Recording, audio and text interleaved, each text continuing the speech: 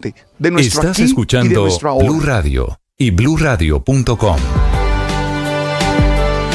Se armó nueva polémica en torno a la seguridad de Daysuris Vázquez. Ella dice que el informe de la jefatura de la presidencia es falso, que no tienen motivos para quitarle el esquema de seguridad presidencial a la exesposa de Nicolás Petro, Vanessa. Efectivamente, Ricardo, rápidamente Daysuris Vázquez respondió a través de su cuenta de X al informe presidencial que da cuenta de que a ella le retiran su esquema de protección debido a que estaba incurriendo en presuntos incumplimientos y obligaciones debido a que supuestamente evadía a sus escoltas para salir bajo su propio riesgo. Incluso ella detalló la entrega de un documento que habla que supuestamente eran 11 días los que había desaparecido y los que se convertían en la causa del retiro de su esquema de protección. Pues al respecto ha dicho, y abro comillas, pasaron un informe falso donde dijeron que tenía 11 días sin tener contacto físico conmigo, 11 días donde todo el tiempo estuve en mi apartamento. El vehículo que me fue asignado estaba más tiempo en el taller y me dejaba tirada en cualquier lado, expuso. Y en un segundo trino incluso arremete con más fuerza y asegura que se trata en este caso de un informe claramente malintencionado, que no le permitieron acceder a los informes para defenderse, y dice entonces que no sabe qué de lo que pasaron es cierto o falso. Y es que recordemos que también la Oficina de Protección de Presidencia aseguró en el informe que entregó hoy a primera hora que supuestamente Daysuris Vázquez había tenido 10 días para responder en su defensa ante las acusaciones de sus guardias de que los evadía y se escapaba sin ellos, pero lo que asegura ella es que nunca tuvo acceso a tal información ni tampoco a tener la oportunidad de defenderse, Ricardo. 9:01, gracias Vanessa. Qué novela la que hay en torno a Daysuris y Nicolásito. 9:02. Voy al Tribunal de Cundinamarca. Se anuncia que habrá sentencia anticipada en la demanda de Thomas Gregan Sons contra la Cancillería por el tema de los pasaportes. Juan Esteban Quintero. Así es, Ricardo, esta será una decisión breve, pues todo comenzó cuando la Unión Temporal de Pasaportes 2023, encabezada por Thomas Gregan Sons, quedó como el único proponente habilitado para el contrato, valorado en más de 599.000 millones de pesos. Sin embargo, el ex canciller Álvaro Leiva decidió declarar desierta la licitación, alegando que no permitiría un proceso con un solo proponente. Esto será lo primero que va a resolver esa decisión del Tribunal de Cundinamarca. Por otra parte, la Unión Temporal ha argumentado que esta decisión vulneró el principio de selección objetiva, ya que las reglas restrictivas impidieron la participación de otros oferentes. Además de esta cuestión, el tribunal evaluará los daños económicos reclamados por la Unión Temporal, que ascienden a 117.000 millones de pesos. Esta suma incluye la utilidad que la firma dejó de percibir y el daño reputacional sufrido por los integrantes de la Unión. En el curso de este proceso, la Cancillería solicitó la intervención de la Fiscalía General de la Nación y la Superintendencia de Industria y Comercio, basándose en inspecciones previas a Thomas Gregan Sons. Sin embargo, la magistrada Ceballos rechazó esa petición, afirmando que el caso se centra en la legalidad de los actos administrativos y no en la conducta de los funcionarios, Ricardo. Muy bien, Juan, 9:03. Hay noticia desde el Consejo de Estado, demanda de pérdida de investidura contra 2 integrantes del Pacto Histórico. Sergio. El Consejo de Estado admitió 2 demandas que interpuso el Partido Centro Democrático a los congresistas a Wilson Arias y Marta Peralta, ambos del Pacto Histórico, por presuntamente haber promovido la reforma a la salud del gobierno del presidente Gustavo Petro. El Centro Democrático sostiene que tanto Peralta como Arias recibieron financiación a través de un crédito proporcionado por la Sociedad Aérea de Ibagué, la cual, según la denuncia, podría también operar como institución prestadora de servicios de salud de la IPS. A pesar de la supuesta relación financiera con esta entidad, el partido de oposición acusa a los senadores de no haberse abstenido de participar en el debate y también de la votación del proyecto de ley que promovía giros directos a las IPS en lugar a las entidades promotoras de salud que son las EPS. Además, el partido de oposición argumenta que esta participación constituye un beneficio directo para la sociedad que financió las campañas de los senadores. En sus demandas se destacó que a pesar de tener conocimiento de este vínculo financiero, Peralta y Arias no se declararon impedidos para tratar el proyecto en cuestión, lo cual, según el partido de oposición, representa una clara infracción a las normativas del conflicto de interés. Así las cosas, el Consejo de Estado está ahora encargado de revisar las pruebas presentadas y determinar si hay mérito suficiente para proceder con la pérdida de investidura de los senadores del Pacto Histórico. Estás escuchando Blue Radio. Escanea este código y suscríbete a nuestro canal de YouTube, @Blue Radio Co. y disfruta y participa de la programación de Blue Radio. Blue Radio, le ponemos cara a la radio. Blue Radio, la alternativa.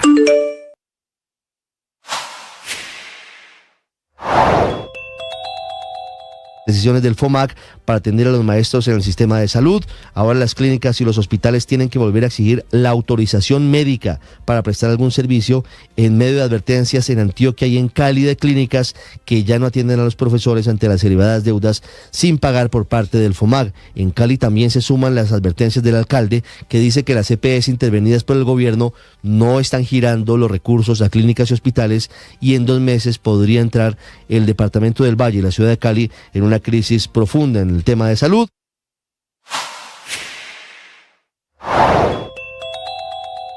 Billonario hueco en el presupuesto general de la nación, pero ya no en el de este año, que es cosa vieja del pasado, sino hueco en el presupuesto, ojo pues, del año entrante, en el del año 2025, tasado en 523 billones de pesos, según lo presentado recientemente por Hacienda ante el Congreso, pero proyecto de ley donde parecería repetirse la misma historia del de este año. Cuentas alegres en las proyecciones de recaudo que en esta ocasión obligaron a pasarle tijera por 20 billones al presupuesto para lo que resta del año y que para el entrante vuelven y juegan porque viene nuevamente descachado. Cero van 2, cero nuevamente, las proyecciones de recaudo van por mal camino, según alertó en las últimas horas Fedesarrollo, Centro y Tanque de Pensamiento, Esta que estima un nuevo Blue, hueco en el más que recaudo radio. de impuestos para el año entrante y que...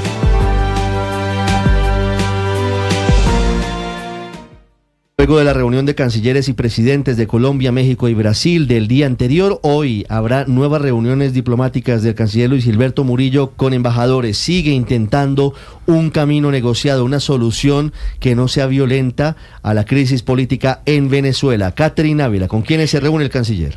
Ricardo, pues mire, el canciller Luis Gilberto Murillo se reunirá hoy sobre las 10 de la mañana en el Palacio de San Carlos con académicos, ministros del alto gobierno, entre ellos Juan Fernando Cristo, ministro del Interior, y embajadores acreditados en Colombia de los países que participaron en los acuerdos de Barbados. Algunos de los presentes serán Noruega, Países Bajos, México, Brasil y la Unión Europea. Esto lo hacen, Ricardo, para continuar con esa campaña diplomática con la que buscan encontrar salidas a la crítica situación del vecino país.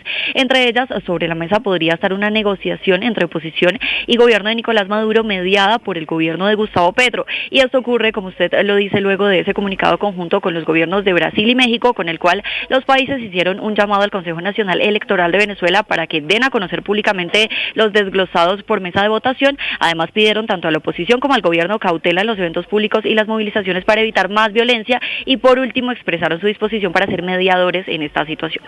Muy bien, Catherine, pendientes de la reunión del canciller, 9-8 minutos. Saludo a la directora de la División de las Américas de la ONG Human Rights Watch, una de las más prestigiosas del mundo, la colombiana Juanita Gobertus. Nos atiende a esta hora. Doctora Gobertus, buenos días.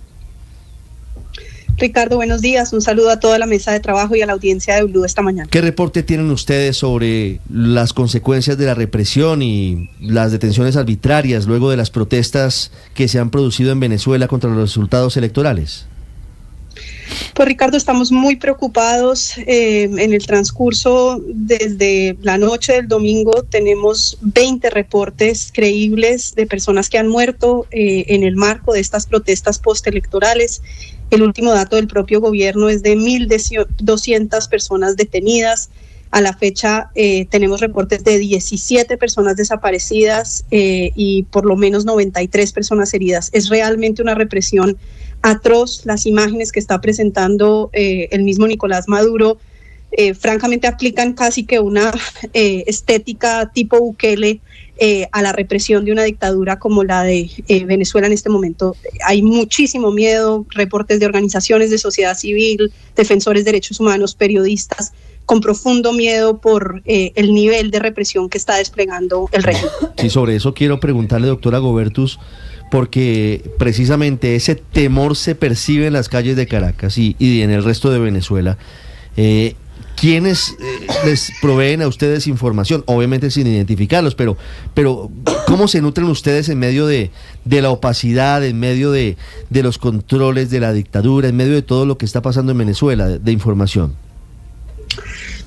Ricardo, nosotros trabajamos con organizaciones de sociedad civil locales en Venezuela, justamente por razones de seguridad, les protejo y prefiero referirme de manera general más que con nombres específicos, pero la garantía de nuestro trabajo de corroboración lo que permite garantizar es que no solamente nos basamos en pruebas testimoniales, sino que corroboramos con información de video. En este momento nuestro laboratorio digital está cruzando la información que estamos recibiendo a través de organizaciones, de redes, para poder georreferenciar cada uno de los lugares, y esperamos en el curso de los próximos días poder estar publicando al menos respecto de estos 20 casos de personas que han muerto, toda la información que podamos tener sobre presuntos responsables.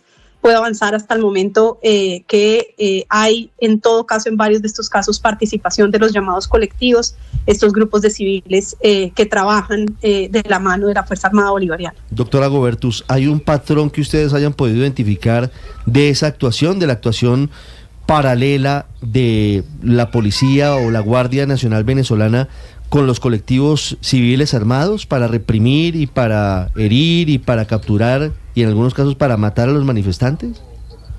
Sí, absolutamente. Ese patrón está claramente establecido. Hay participación de colectivos y hay connivencia entre Fuerza Armada Bolivariana y colectivos. Puedo añadir además que estamos viendo una transformación. Las detenciones, sobre todo en la fase preelectoral, estaban concentradas principalmente en opositores, líderes políticos, en su mayoría de Venezuela, líderes de sociedad civil. Lo que estamos viendo en este momento es una represión muchísimo más indiscriminada en contra de jóvenes, particularmente de barrios marginales que han participado de las protestas. Es realmente una represión en contra de la ciudadanía popular venezolana que se ha movilizado en las calles. Sí, doctora Gobertus, la he escuchado hablar de nuevas dinámicas de represión. ¿A qué se refieren ustedes con nuevas dinámicas que ha encontrado Human Rights Watch en el caso de lo que está ocurriendo en Venezuela, con las protestas, con la gente en los barrios más humildes o más pobres en Venezuela? La misión de establecimiento de los hechos de Naciones Unidas, que fue creada por el Consejo de Derechos Humanos en Ginebra, venía hablando en su último reporte de una nueva, digamos, dinámica en donde el régimen no tenía que hacer uso del tipo de represión sanguinaria directa que le hemos visto en distintos momentos, porque la amenaza, el miedo a lo que podía hacer el régimen con sus detenciones arbitrarias, con los casos de torturas, con los casos de ejecuciones extrajudiciales que hacen parte de la investigación de la Corte Penal Internacional, era ya suficiente para amedrentar. Luego de lo que pasó el domingo ante los ojos de todos los venezolanos y venezolanas y del mundo, la gente salió a las calles, perdió el miedo en ese sentido. Esa manifestación masiva de ir a las urnas se transformó en una manifestación masiva en las calles y el régimen se ha visto, digamos, obligado a volver a hacer uso de esa represión directa y violenta. Por eso, insisto, estamos viendo ahora detenciones masivas de 40, 50 personas, por supuesto toda suerte de arbitrariedades, sin órdenes de captura, procesamiento por casos como terrorismo, cuando la gente simplemente estaba en las calles gritando fraude, por ejemplo. Por supuesto, falta de acceso a abogados, falta de acceso a familiares, en algunos casos desapariciones transitorias porque no se le comunica a ningún familiar dónde está la persona detenida. Hay, insisto, una graduación constante hacia arriba de incremento del tipo de violencia, y en estas declaraciones que está haciendo ahora Nicolás Maduro, por ejemplo, esta última reciente en la que pone imágenes directas de personas privadas de su libertad en su propia alocución, es evidente que están tratando de mandar un mensaje de amedrentamiento, de que ese es el tipo de consecuencias que va a enfrentar quien quiera salir a manifestarse. Sí, le pregunto desde Caracas justamente, ¿es posible obtener una cifra exacta de detenidos, de heridos, de fallecidos ante tanta opacidad, temor, información cruzada que pueda haber? Pues ese es el trabajo en el que estamos todas las organizaciones. Insisto, estos son datos que están evolucionando minuto a minuto. Nosotros registramos los datos de las distintas organizaciones. Hasta el momento, como les digo, podemos decir que tenemos datos creíbles de 20 casos de personas fallecidas. El dato de heridos sigue sosteniéndose hasta el momento en 93, el de desaparecidos en 17 casos, pero son datos que van variando. Quizás el más difícil de hacer seguimiento son las detenciones. El número más alto lo ha dado el propio gobierno con estos 1.200, entre las distintas organizaciones han podido corroborar entre 300 y 700 de estos. Nosotros en este momento, desafortunadamente, porque entre todos realmente ante la masividad de esta represión estamos viendo cómo nos distribuimos el trabajo, estamos tristemente concentrados en corroborar los casos de estas 20 personas y en poder dar datos cuanto antes de cuáles fueron las circunstancias en las cuales estas personas murieron. Sí, doctora Gobertus, ¿esta situación podría anexarse al caso, a la denuncia que se adelanta contra Nicolás Maduro y contra la dirección política de Venezuela ante la Corte Penal Internacional por crímenes de guerra y de lesa humanidad? El caso es por crímenes de guerra y sí, absolutamente. Como recordarán, hace un par de días justamente el secretario general de la OEA, el señor Almagro, pidió una orden de captura en desarrollo de ese proceso. Este es un proceso que se sigue por parte de la Corte Penal Internacional, que ha llegado ya a la fase más avanzada en un caso en América Latina, que es la apertura de la investigación. Es un caso en el que están involucrados los más altos mandos dentro del gobierno venezolano por crímenes de lesa humanidad constitutivos de ataques sistemáticos o generalizados, por tortura, por desaparición, por ejecuciones extrajudiciales. Información que estamos recolectando entre muchas organizaciones, habrá seguramente elementos que puedan añadirse a este proceso penal internacional que ya está en curso. En este caso, doctora Gobertus, sé que es pronto, pero los máximos responsables serían los mismos que están investigados por la Corte Penal Internacional, es decir, Nicolás Maduro, el general Vladimir Padrino y otros de la cúpula del gobierno y de las Fuerzas Armadas venezolanas. Sí, pero yo mandaría un mensaje adicional. El derecho penal internacional es muy claro también en la responsabilidad de quienes ejecutan este tipo de órdenes, porque son órdenes abiertamente ilegales. Y hoy los miembros de la Fuerza Armada Bolivariana que estén cumpliendo cualquier tipo de orden que suponga violar los derechos humanos, que suponga restringir el derecho de todos los venezolanos y venezolanas a la protesta pacífica, a la defensa de su voto, van a estar ellos también incursos en responsabilidad penal internacional. Así que si no se abstienen de hacer uso de la fuerza por un compromiso patrio de reconocer que el pueblo venezolano merece algo muy distinto a lo que está viviendo, al menos que se abstengan por temor a las acciones internacionales que van a llegar. La justicia internacional se demora, sin duda, pero si algo nos muestra la experiencia latinoamericana es que quienes han reprimido a su pueblo pasan décadas después defendiéndose de la justicia penal internacional, bien sea de la Corte o de la jurisdicción universal que no perdona este tipo de crímenes. Doctora Gobertus, una pregunta final. No sé si seguramente sí tuvo la posibilidad de leer el comunicado de Colombia, Brasil y México sobre la crisis política en Venezuela, en el que no se dice una sola palabra sobre los abusos que está cometiendo el régimen de Nicolás Maduro en contra de la población civil. ¿Qué opinión tiene usted frente a esto? Bueno, lo primero, señalar que fue una gran tristeza que no se aprobara la resolución en la OEA. Era una resolución que recogía los pronunciamientos que habían hecho los distintos gobiernos sobre la importancia de dar transparencia a las actas de cada uno de los puestos electorales, de generar un mecanismo de auditoría, veeduría imparcial de los resultados. La explicación que han dado los gobiernos de Brasil, de Colombia y de México es que están haciendo uso de canales diplomáticos para buscar una solución. El comunicado al menos es claro en señalar que tiene que haber transparencia en los resultados, que tiene que respaldarse, reconocerse la voluntad de los venezolanos y venezolanas expresado en las urnas. Y bueno, si ese canal diplomático funciona, yo creo que para todos quienes estamos así de preocupados por lo que está pasando en Venezuela, hay todavía una pequeña esperanza. Pero tengo que decir que esa ventana de oportunidad se cierra y se cierra rápido. Y si los gobiernos de Colombia, de Brasil y de México no encuentran una posibilidad de incidir en el gobierno de Nicolás Maduro, pues realmente muy pronto tienen que tomar una posición en defensa de los ciudadanos que están enfrentando realmente una mano absolutamente dura en las calles de Caracas y el resto de Venezuela en este momento. Sí, usted me recuerda, doctora Gobertus, ¿cuántos desaparecidos tienen hoy? ¿Cuántos reportes de desaparición forzada? En este momento tenemos 17 casos de personas desaparecidas, de quienes no tenemos todavía datos de su paradero.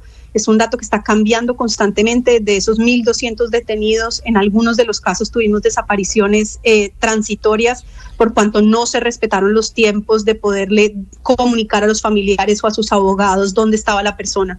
Entonces es un dato cambiante, pero llevamos ya en el curso de los últimos días con el dato sostenido de 17 personas de quienes no sabemos su paradero en este momento.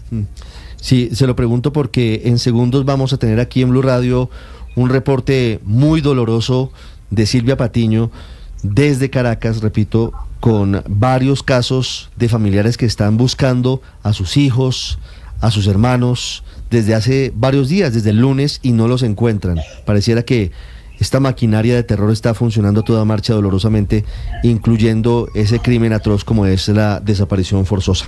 Gracias, doctora Juanita Gobertus, por estos minutos en Mañanas Blue.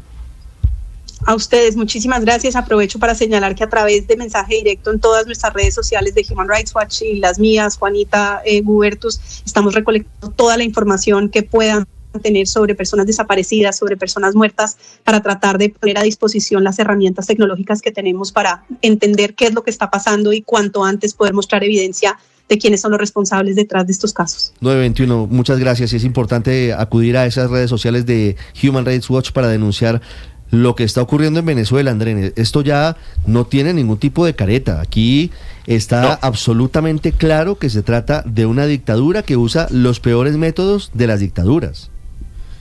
Claro que sí, Ricardo, y no solamente lo usa, sino que no tiene ninguna timidez ni ningún empacho en usarlo. Es decir, es una declaración abierta y clara: esto es lo que nosotros somos, y si no les gusta, como le dijo Maduro a Edmundo González, venga acá, no sea cobarde, etcétera. Es una situación completamente desafiante que me hace a mí, lamentablemente, porque yo quisiera decir otra cosa, Ricardo, ser completamente pesimista, porque yo tampoco veo en el horizonte una alternativa de solución para esta crisis. Me parece muy bien que todas las organizaciones internacionales hagan este activismo sin pausa por la gente que está protestando, por la gente que está siendo detenida, por la gente que está siendo asesinada, pero si usted me pregunta si algo de este activismo internacional y estas manifestaciones de indignación de numerosos gobiernos en el mundo, que yo insisto, moralmente son correctas, si esto va a cambiar algo, lamentablemente yo creo que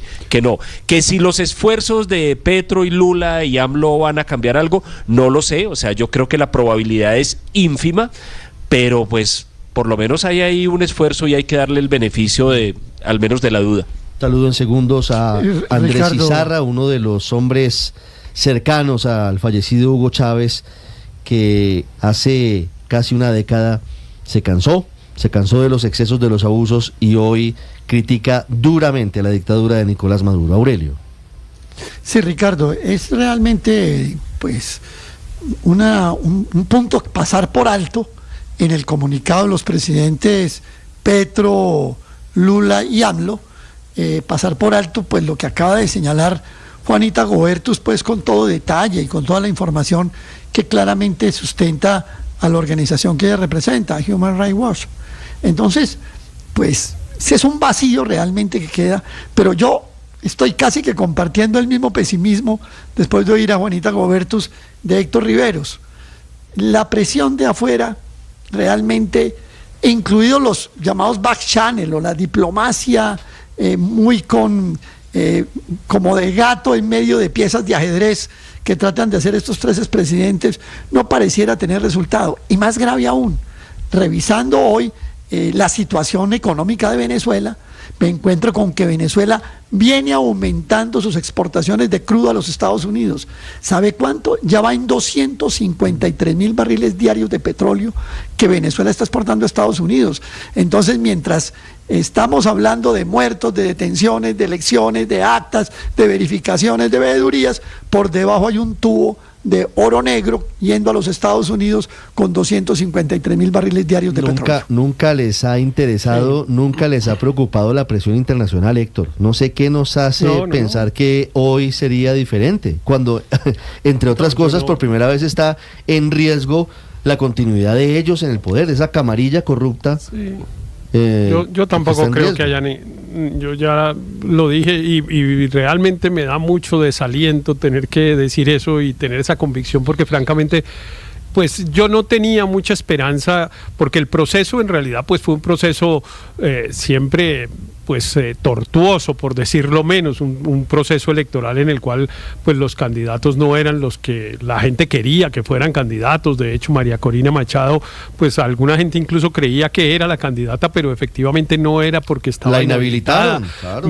Millones de personas que tenían derecho a votar no pudieron votar, porque todos los que estaban afuera no pudieron hacerlo. En fin, un montón de cosas que hacían pues que ese proceso no fuera realmente un proceso democrático. Pues en Venezuela no hay democracia desde hace 20 años al menos, pero en algún momento me hice una ilusión, digamos, y me la hice entre otras cosas. El sábado y el domingo me pasaron dos cosas que me imagino que a ustedes también, y es que pues donde uno iba y encontraba venezolanos o algo así, personas que están atendiendo en un almacén o en un restaurante, todos mostraban una ilusión de que efectivamente dos personas a las que yo no conozco, que le ponían a uno el tema, decían, llegó el día, y lo decían con una ilusión enorme. Entonces ese desaliento de que el berraco día que estamos esperando no solo no llegó, sino que se demora, pues es una desgracia. Pero cada cual tiene que hacer lo que tiene que hacer. Juanita Gobertus está haciendo impecablemente su trabajo desde la organización que dirige, y los otros pues tienen que hacer lo que tienen que hacer. En el caso de los gobiernos y en particular del colombiano, desgraciadamente la estridencia no sirve más la prudencia, y claro, eso permite que los opositores lo llamen cómplice del régimen y todo tipo de cosas, porque en realidad la oposición colombiana está pensando más en debilitar al gobierno colombiano que en favorecer a los ciudadanos venezolanos, y están en su juego. Pero pues yo sí creo que al gobierno le corresponde prudencia, y a otros como a Human Rights Watch le corresponde ser absolutamente estricto. Héctor, ¿y hasta cuándo? ¿Hasta cuándo vamos a ser prudentes? ¿Por hasta siempre? ¿Vamos a reconocer a Nicolás Maduro como presidente? Es que Colombia no escoge quién es el presidente de Venezuela, como ya quedó claro. Esa payasada ya la hicimos. Ya hicimos un día, escogimos quién era el presidente y dijimos que era Guaidó, y no era. Y como 3 años después nos dimos cuenta que no, que ese no era. Pero aquí hay 7 millones de votos de diferencia, ¿no? Pero Héctor, Guaidó no le eligió nadie. Condenar las atrocidades que está haciendo Maduro, ¿no le corresponde a los gobiernos? Sí, le corresponde decir, en fin, pero es una situación que en realidad supera a los propios gobiernos, porque genera mayores dificultades. Por ejemplo, nos ponemos, digamos, en la estridencia de utilizar términos como los de Milei. Terminamos en un rompimiento de las relaciones como el que tuvimos, y eso ¿qué efecto produce? Produce daño en los ciudadanos en los ciudadanos venezolanos, en los venezolanos, daño en la gente que está en la frontera en Colombia. No produce sino daños. Entonces, a los gobiernos sí les corresponde, cuando actúan, calcular el efecto de su actuación. Yo ayer veía, para Consuelo, Ricardo, 9:28 minutos. Una entrevista. Saludo a Andrés Izarra en segundos desde Alemania. Una entrevista antigua en CNN del expresidente chileno Piñera, y decía una frase que es muy frustrante pero que es muy real, y es que derrotar a los dictadores para hacerlo legítimamente solo se puede con las herramientas de la democracia, y eso vuelve la cancha muy desigual, porque pasa lo que está pasando en Venezuela, y es que se somete a unas elecciones, todo el mundo se ilusiona con que con el voto se va a vencer al candidato que claramente es un dictador que ha generado represión, etcétera, y lo que termina pasando es que todo se vuelve una farsa, hay mentira, hay desconocimiento de ese voto, y nadie tiene cómo cuestionarlo, pero después viene entonces la violación de derechos humanos para las personas que defendieron esos votos. Entonces es muy frustrante pensar que esa cancha está tan desnivelada y que la comunidad internacional no haga nada para nivelarla. Yo sí creo que las ONGs, que los gobiernos vecinos, que todo el que cree en la democracia, que los organismos multilaterales tienen que ayudar a balancear la cancha y a que las personas que votaron con la ilusión en Venezuela puedan tener una voz, porque los están callando a punta de miedo, represión y asesinatos. Estás escuchando Blue Radio. Escanea este código y suscríbete a nuestro canal de YouTube, @Blue Radio Co. Y disfruta y participa de la programación de Blue Radio. Blue Radio, le ponemos cara a la radio. Blue Radio, la alternativa.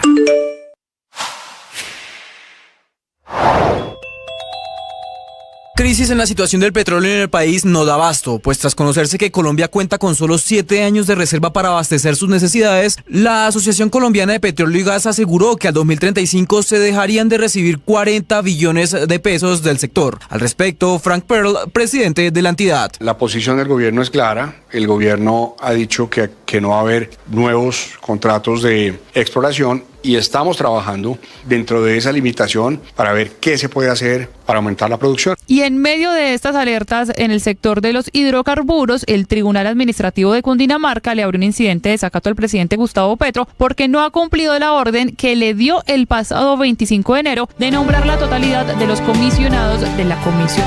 Saludo en Alemania al exministro de Estado de Venezuela, Andrés Izarra, muy cercano, como digo, al fallecido presidente Hugo Chávez y hoy exiliado por cuenta del régimen de Nicolás Maduro.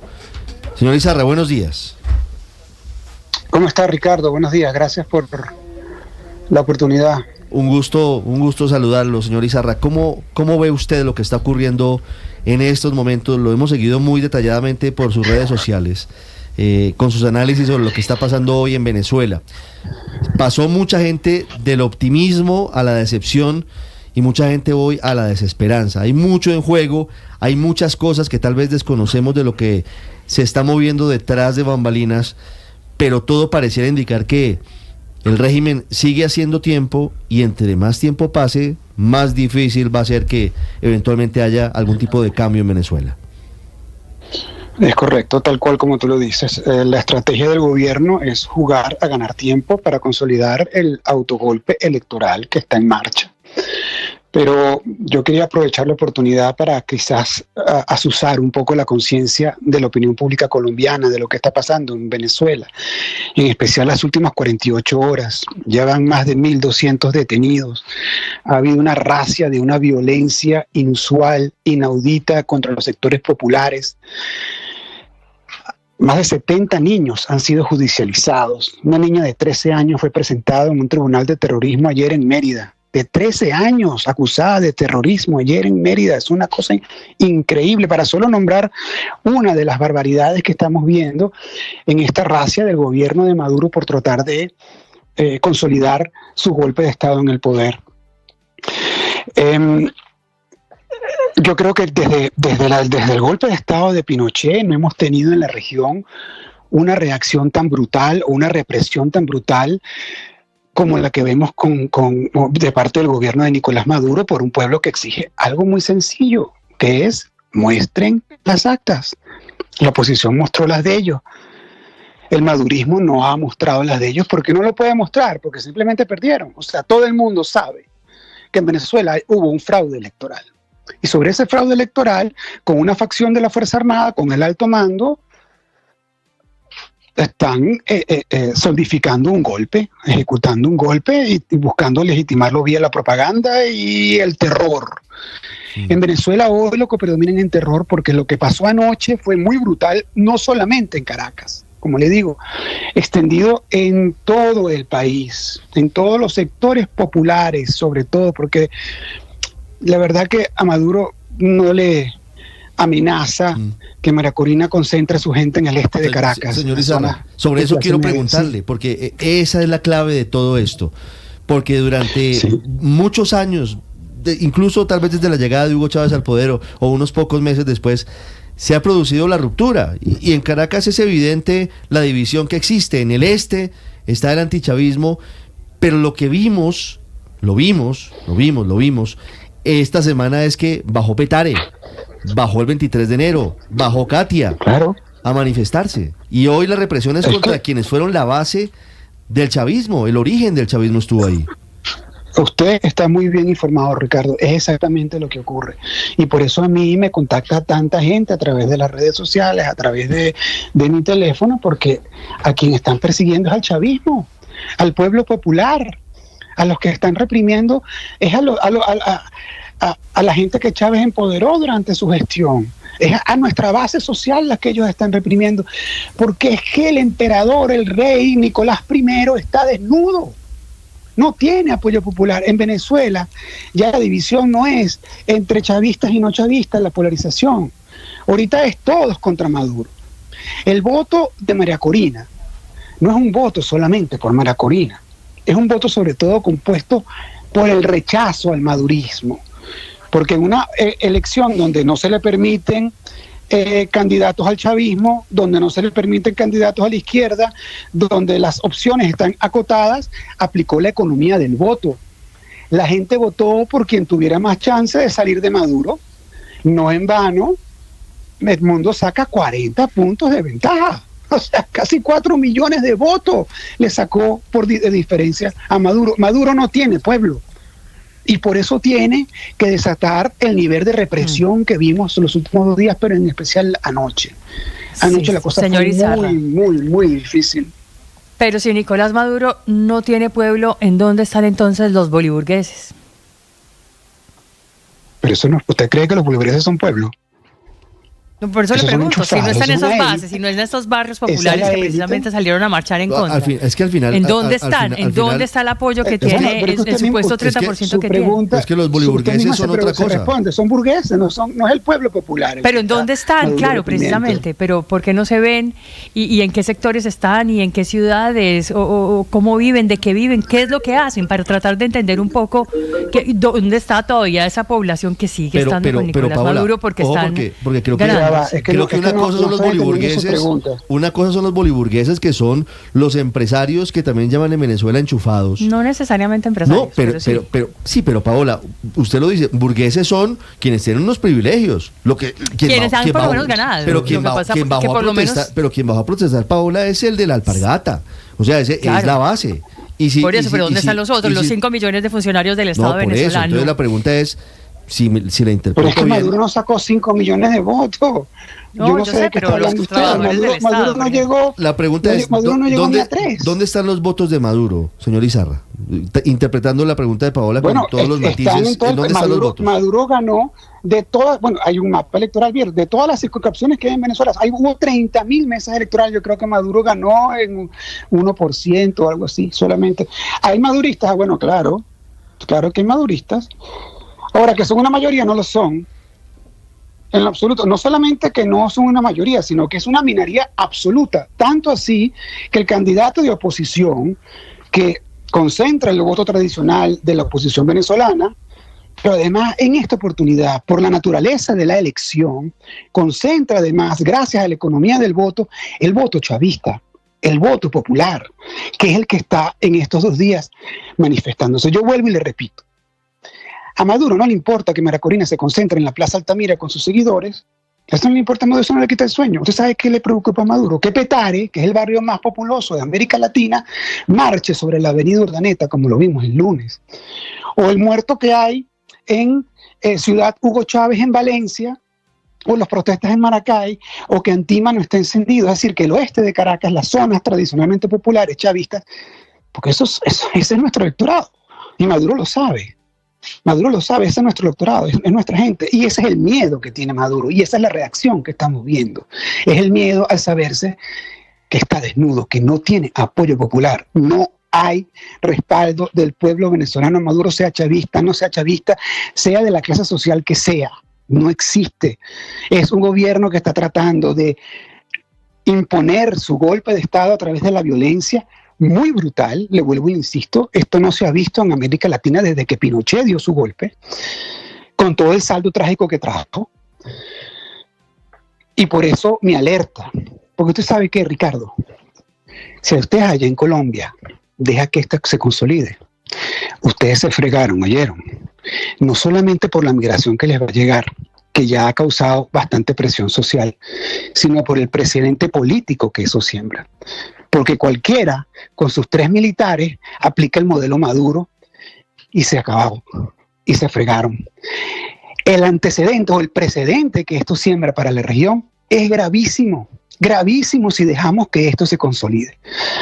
Todos agradecemos la gestión diplomática que está haciendo el presidente Petro, el presidente Lula, el presidente López Obrador. Pero pedimos, ante la urgencia, ante la evolución tan rápida de los eventos, que al menos le tracen una línea roja a Maduro. Está bien, compadre, te reconocemos, vamos a dialogar, pero usted sabe que usted no puede reprimir y meter presas a 1.200 personas, matar a 20, judicializar a niños. Eso es lo que le estamos pidiendo a los presidentes de América Latina que se han abrogado esta función de mediación, que yo no sé qué van a mediar, por cierto, porque el pueblo venezolano habló muy claro. Y el Maduro lo único que tiene que hacer es presentar las actas, eso es todo. Más nada que presentar las actas, eso es todo. Andrés Izarra, le pregunto desde Caracas. Lo ocurrido el domingo para el lunes, en cuanto al resultado, es, en su opinión, idea de Maduro, idea del ala militar, de otros, todos en consenso hicieron eso. No le entiendo la pregunta, ¿se le puede repetir, por favor? Sí, lo ocurrido en cuanto al resultado, lo presentado por el CNE, lo que presentaron, que usted dice que no es real, que Maduro sacó 2 millones y tantos de votos. Eso, ¿quién da la orden? ¿Maduro, el ala militar, otros sectores, todo el gobierno? Ya va. No es que yo digo, es que no hay ninguna evidencia lógica ni física que respalde esos datos. Esos datos están redondeados a números decimales que son imposibles de alcanzar. Maduro habla de un hackeo. Es imposible que sistema haya sido hackeado porque es analógico. Además de que es analógico, las líneas están aisladas, no pasan por la internet. O sea, no hay ninguna evidencia técnica que justifique el argumento del madurismo para robarse la elección, para avanzar el fraude. Ahora, ¿de quién es la orden? Pues obviamente de la cúpula madurista, porque Maduro no es solo. Maduro es una cúpula, Maduro y sus cleptócratas y sus aliados políticos. Y obviamente la figura más importante en todo que es el que viabiliza el golpe de Estado. Se nos fue la señal, señor. Se nos fue la señal, señor Izarra. ¿Quién es la figura más importante hoy en Venezuela? ¿Me repite, por favor? Vladimir Padrino López, porque gracias a Vladimir Padrino López es que primero, Vladimir Padrino López tiene en sus manos, gracias a que es el comandante de la Fuerza Armada, todo lo que son las pruebas del Plan República. Las actas las tiene Padrino, es la custodia. El Plan República le da por ley esa facultad. Él sabe quién ganó. Quien habilita el golpe de Estado es Vladimir Padrino. Quien además lo sustenta o está intentando sustentarlo a través de la brutal represión que estamos viendo es Vladimir Padrino. Maduro, en cuanto a que pretende consolidar su dictadura sin legitimidad de origen, porque no obedece su mando a la voluntad popular, depende a partir de ahora de Vladimir Padrino. Es decir, el verdadero jefe en Venezuela es Vladimir Padrino, porque Maduro ha puesto en Vladimir Padrino. Ahora es Maduro quien tiene que pararse firme ante Vladimir Padrino. Quien tiene la llave de todo esto que ha ocurrido en Venezuela y quien ha reconfigurado a la élite madurista en cuanto al manejo del poder es Vladimir Padrino, hoy en día el hombre más poderoso del país.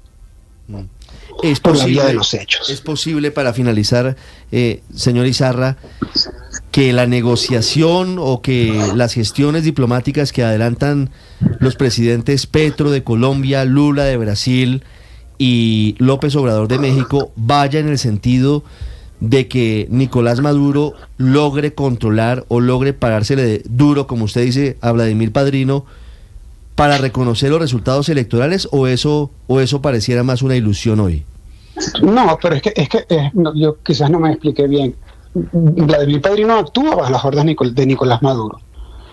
Pero por la vía de los hechos, Vladimir Padrino, por ser el ejecutor del fraude y quien habilita el golpe, es el hombre más poderoso. O sea, ¿dónde radica el poder del comandante jefe de la Fuerza Armada? En la voluntad popular. ¿Cómo se expresa la voluntad popular? A través del voto. ¿Qué pasa cuando el voto es falsificado? Cuando se roban la elección, cuando la voluntad popular es falseada, pues no tiene legitimidad de origen. Es decir, que la negociación debería ser con Padrino y no con Maduro. Bueno, Maduro es el jefe político de eso, pero quien tiene el poder real hoy en día es Vladimir Padrino. Es una negociación además que yo no le auguro mucho futuro, le digo sinceramente, porque esto es una élite política que ha cometido tantos crímenes, que ha quemado todos los puentes. Ellos no van a entregar el poder. Mire, no van a entregar el poder, olvídese de eso. Yo he estado más de una vez, he escuchado el comentario de aquí solamente salimos muertos. Eso es una cosa como, es parte del ethos madurista. Nadie va a dejar el poder en Miraflores por las buenas. Olvídense de eso. Eso no va a pasar.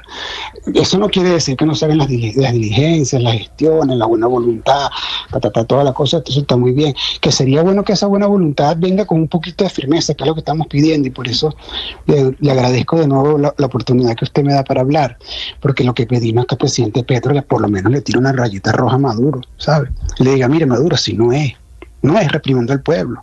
Está bien, vamos a hablar, vamos a reconocerlo, pero usted no puede meter preso 1.200 personas en 48 horas. Usted no puede judicializar a niños.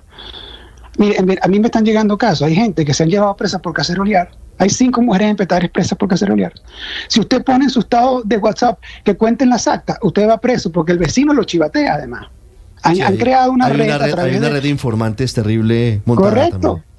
Y una app. Entonces, el vecino te chivatea, llega, por eso es que llega la DGCIN a los barrios populares con los nombres y van por la gente. Aquí yo estoy tratando de ayudar a una señora que llegue de Turmero a la embajada de Costa Rica, que fue testigo. Están buscando a los testigos, pero así están buscando líderes populares, o sea, están buscando a todo el mundo. Que les digo, si usted pone en su estado de WhatsApp que cuenten las actas, usted es sospechoso y va preso. 9:46. No importa su edad, además. Delante de todo el mundo, en las narices de América Latina, consolidada una dictadura increíble, de ¿verdad? las peores. ¿Ah? Como en las peores épocas. XXI. Como la época de Pinochet, usted lo cita. Como la época de Pinochet que tanto critican los presidentes hoy de izquierda que están intentando una gestión con el presidente Nicolás Maduro. Qué bueno que usted lo menciona, porque yo ayer hice unas críticas, precisamente, tomé la reacción que tuvo el presidente Petro con el golpe en Bolivia y decía, oye, ojalá el presidente Petro hubiera actuado así contra nuestro golpe que está en marcha, tan raudo y tan preciso. Quizás nos hubiéramos ahorrado unos cuantos muertos que ya llevamos, ¿verdad? O sea, dolorosamente al eso se menos mide que en le tracen muertos. una línea roja, ¿verdad? Esto se mide en muertos y eso es lo doloroso y lo grave. Señor Izarra, muchas gracias por estos minutos en Blue Radio para Colombia. A usted, señora Espina, a usted. Muchísimas gracias por la oportunidad. 9:47, Álvaro. Qué desazón, hombre. Sí, claro, pero pues claro que la presión internacional no tumba dictadores. Venezuela es el caso más claro de que no funcionan ni las sanciones económicas que ponen a sufrir al pueblo y al dictador no le quitan un pelo, ni los bloqueos diplomáticos. Solo el desgaste de los factores de poder del dictador tumba dictadores. Y aquí no sabemos si realmente estas elecciones debilitan de fondo a Maduro o no. Es posible porque esa dictadura venezolana, desde Chávez, ha tenido un factor de legitimación en las elecciones. Eso se acabó. Ahora, al contrario, las elecciones se volvieron la manera de demostrar que es una dictadura. Pero lo que están haciendo los 3 países, Colombia, México y Brasil, no es presión internacional. Es un gran error creer que estos señores están presionando a Maduro. Es una labor de facilitación internacional, de mediación, para tratar que esos nuevos factores internos, o sea, la derrota democrática de Maduro, del régimen, que esta vez sí se pudo medir, genere una negociación interna que obviamente sin acompañamiento internacional no funcionaría, porque la salida pues es internacional. La impunidad para Maduro y su camarilla tiene que ser internacional, o si no, no lo hacen. Entonces es una labor de facilitación. Si realmente las condiciones de poder del dictador se mantienen intactas después de estas elecciones, sin careta, y esta medición no lo debilita en nada, sí, pues no va a haber negociación. Pero si si este factor democrático generó un cáncer de esa dictadura y hay otros factores internos de desgaste, porque los dictadores se desgastan, después de 25 años hay desgaste, no sabemos qué está pensando el ejército, el ministro de Defensa. No, si hay desgaste, pues Maduro buscará una negociación y necesita una facilitación internacional. Ese punto es cierto. Si eso no se da, pues la facilitación internacional no va a funcionar. El ejército no es monolítico, Álvaro, usted tiene razón. Una cosa es que la cúpula esté con Maduro y otra cosa es saber quiénes en el momento de reprimir, porque puede llegar el momento peor del que estamos viviendo, quiénes están dispuestos a usar las armas de la República. ¿Sabe qué es lo triste? Lo triste es que siguen muriendo muchachos. 20 muertos. Muriendo jóvenes, no, siendo asesinados. Sí, claro. Los mataron. Siendo asesinados. Los asesinan. Ya voy con Silvia minutos después de Deportes desde Caracas con las historias de los desaparecidos. Sí, familias desbaratadas siguen asesinando muchachos, porque la palabra es clara, se llama represión. Se han levantado las banderas de buena manera contra las desapariciones cometidas por las dictaduras de derecha y a veces se guarda silencio por las desapariciones cometidas por las dictaduras de izquierda. 9:50, ya regresamos en Mañanas Blue. Estás escuchando Blue Radio.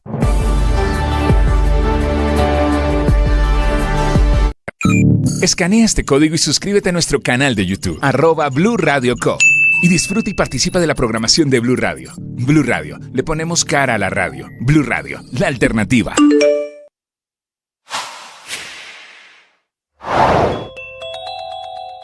¿Cuál es la percepción de los colombianos con los personajes de la vida pública que tienen que ver con política? Según la encuesta Inbamer contratada por Noticias Caracol y Blue Radio, esto fue lo que nos contó el director de esta firma encuestadora, Martín Orozco. A los que mejor les va, a los mejor calificados, es a los que dicen ser de centro.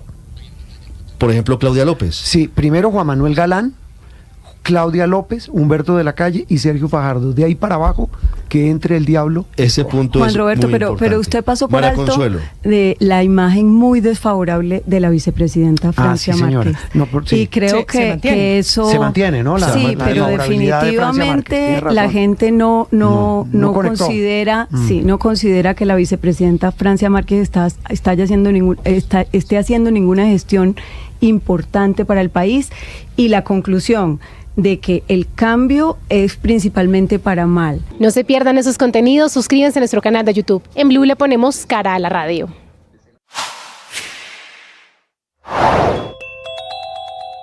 Crisis en la situación del petróleo en el país no da abasto, pues tras conocerse que Colombia cuenta con solo 7 años de reserva para abastecer sus necesidades, la Asociación Colombiana de Petróleo y Gas aseguró que al 2035 se dejarían de recibir 40 billones de pesos del Con sector. Bancolombia, los deportes en Mañanas Blue. Hablamos de Juegos Olímpicos. Y Gabriela va a tratar de meterse también, cuidado con los rebases al final. Marianita y Gaby va a entrar a las semifinales. Colombia tiene doble representación. Fue el triunfo de Mariana Pajón en el Last Chance de la clasificatoria del BMX Olímpico, lo que le dio el paso a la semifinal de la competencia. Lo logramos, sabíamos que iba a ser un día así, muy retador.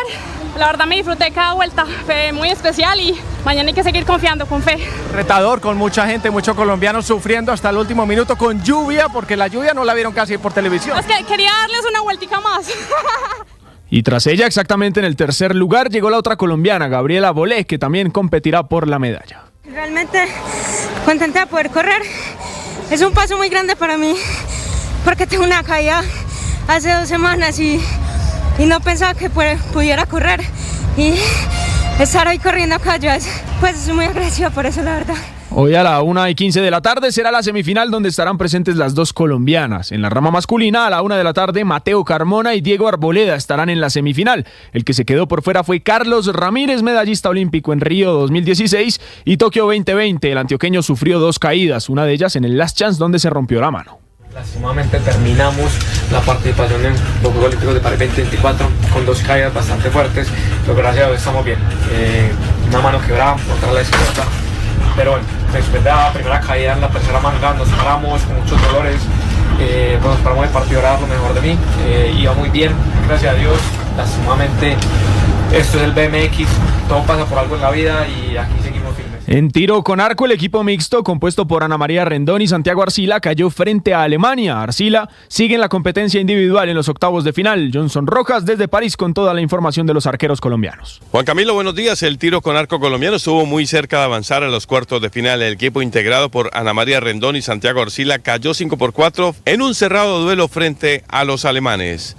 El entrenador Julián García hace el balance de los colombianos. Muy fuerte, estábamos, como lo dices, apretados, peleando hasta el final. Eso es lo que nos deja contentos porque siempre lo hicieron. Pero como vieron a partidos anteriores que Corea iba 4-0 y en cualquier momento el otro equipo levantaba. Ese es el tiro con arco, que cada flecha es una competición y hay que estar siempre preparados para eso. Y nos falta un poco de concentración al final, que eso lo aprovechó Alemania y esa fue la diferencia. A Colombia aún le quedan flechas por disparar. Será con Santiago Arcila que intentará vencer al sudcoreano Kim Chae-to en los octavos de final del individual. En París 2028, Johnson Rojas, Blue Radio. Gracias, Johnson. En el fútbol femenino, mañana se jugarán los cuartos de final. Nuestra selección enfrentará a España y en Lyon está Marcela Monsalve con toda la información de nuestra tricolor. Hola, Marce. Hola Juan Camilo, muy buenos días para todos. Hoy Colombia hizo su última práctica aquí en Lyon y con las novedades más importantes. El regreso más esperado, el de Mayra Ramírez, quien se une nuevamente al equipo luego de pagar las 2 fechas de sanción, y también la de Cata Usme, que estuvo en el entrenamiento con total normalidad luego de recuperarse de su molestia muscular.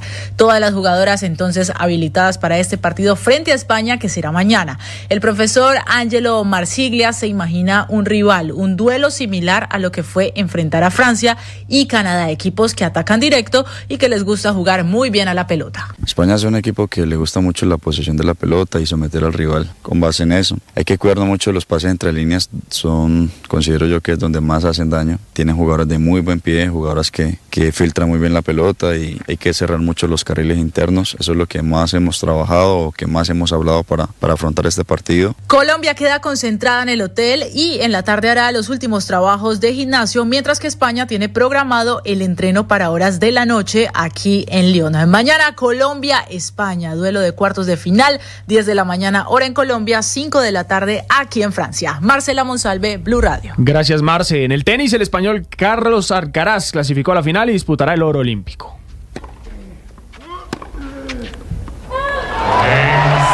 Fue victoria para Alcaraz en 2 parciales, ambos de 6-1 sobre el canadiense Ogier Aliassime. Espera por su rival entre Djokovic y Musetti, el italiano, que se enfrentan hoy a las 12. Y en la rama femenina, Iga Swiatek, la polaca número 1 del mundo, ganó el bronce tras vencer a la eslovaca Śmiedlova con parciales 6-2 y 6-1. Una pausa y regresamos.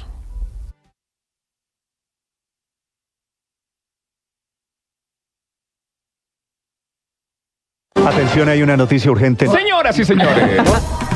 Tendencia a nivel global. Bienvenida, mil gracias por estar con nosotros hoy aquí en Blue Radio.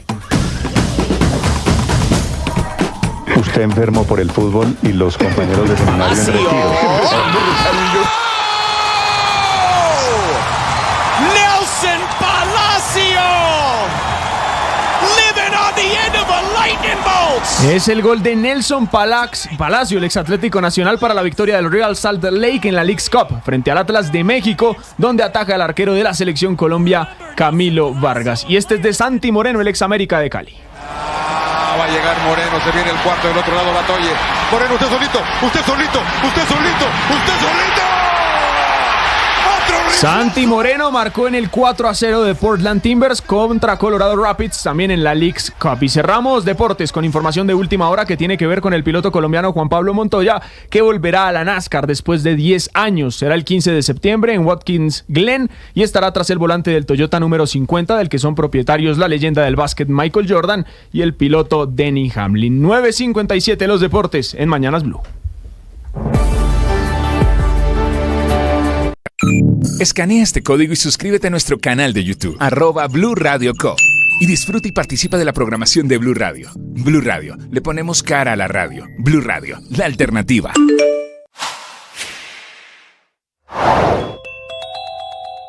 Los resultados de las elecciones de Venezuela resonaron en todo el mundo, pero la postura de 3 gobiernos convergió ayer en una llamada virtual de 60 minutos entre México con el presidente Manuel López Obrador, que ya se había pronunciado previamente, el gobierno de Brasil con una postura clara de su presidente Luis Ignacio Lula da Silva y el gobierno colombiano con Gustavo Petro, que desde su llamado a la prudencia dejó claro a través de su canciller Luis Gilberto Murillo que por ahora no reconocería a Nicolás Maduro como presidente. Por la paz de Venezuela se requiere conocer todas las actas de los resultados finales y que éstas sean auditadas por el mundo. Y además es supremamente importante despejar cualquier duda sobre los escrutinios. De la reunión con los mandatarios salió un comunicado con el cual los países hicieron un llamado al Consejo Nacional Electoral de Venezuela para que den a conocer públicamente los desglosados por mesa de votación. Además pidieron tanto a la oposición como al gobierno venezolano cautela en los eventos públicos y las movilizaciones para evitar más violencia. Y por último expresaron su disposición como mediadores en esta difícil situación electoral. Feliz de saludarlos a esta hora. Oye, gracias por estar allí, gracias por formar parte de este equipo, gracias por suscribirse a nuestro canal, pero sobre todo gracias por comentar, gracias por participar y sobre todo por estar abierto a la mejor información y la mejor opinión. Porque en Blue, la radio se ve.